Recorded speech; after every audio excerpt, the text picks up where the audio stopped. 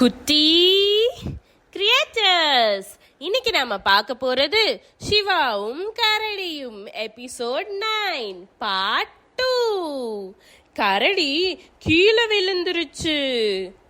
அம்மா யானை அடிப்பட்ட கரடிய பார்த்ததுக்கு அப்புறம் அதுக்கு தெரிஞ்ச மாதிரி கரடிக்கு கட்டு போட்டு விட்டுச்சு. அப்புறம் இங்கேயே தூங்கி ரெஸ்ட் எடுத்துட்டு அடுத்த நாள் காலையில கிளம்பி உன் வீட்டுக்கு போன்னு சொல்லுச்சு. கரடியும் அங்கேயே தூங்கி ரெஸ்ட் எடுத்துட்டு அடுத்த நாள் காலையில எந்திரிச்சு அம்மா யானைக்கு தேங்க்ஸ் சொல்லிட்டு கிளம்பிச்சு. காட்டுல எப்படி போறதுன்னு தெரியாம போயிட்டு இருந்துச்சு. அப்போ கரடி என்ன பார்த்துச்சு தெரியுமா? வாங்க கதைக்குள்ள போலாம். கரடி புதுசா பிறந்த முயல் குட்டிகளை பார்த்துச்சான். முயல்கள் எல்லாம் அதோட அம்மா கிட்ட இருந்து தொலைஞ்சு போச்சான்.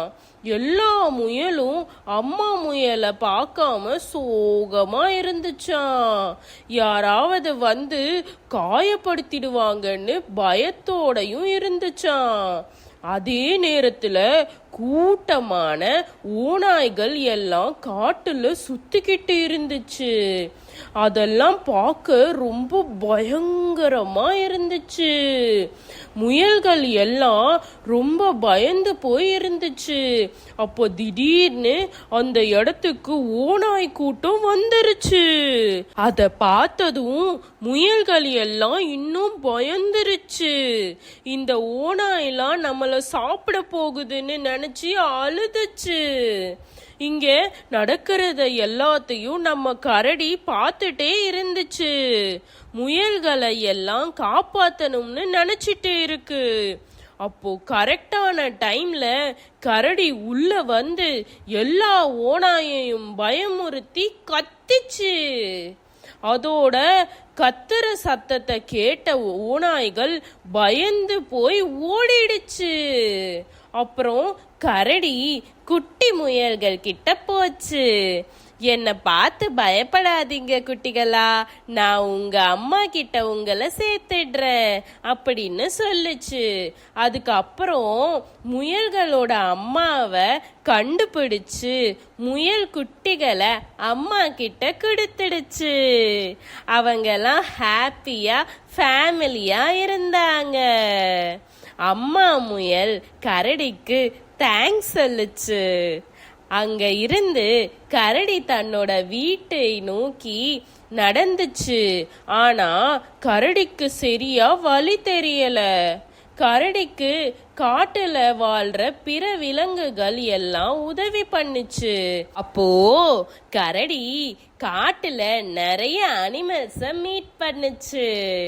காட்டுல நடந்த அருமையான அனுபவங்களை நினைச்சிட்டே வந்துச்சு. காட்டுல எவ்வளோ பொக்கிஷங்கள் இருக்குதுன்னு கரடி உணர்ந்துச்சு. இதை எல்லாத்தையும் நினைச்சுக்கிட்டே கரடி அதோட வீட்டுக்கு வந்து சேர்ந்துச்சு. இந்த கதைய இப்போ எல்லாருக்கிட்டையும் சொல்லி முடிச்சிருச்சு.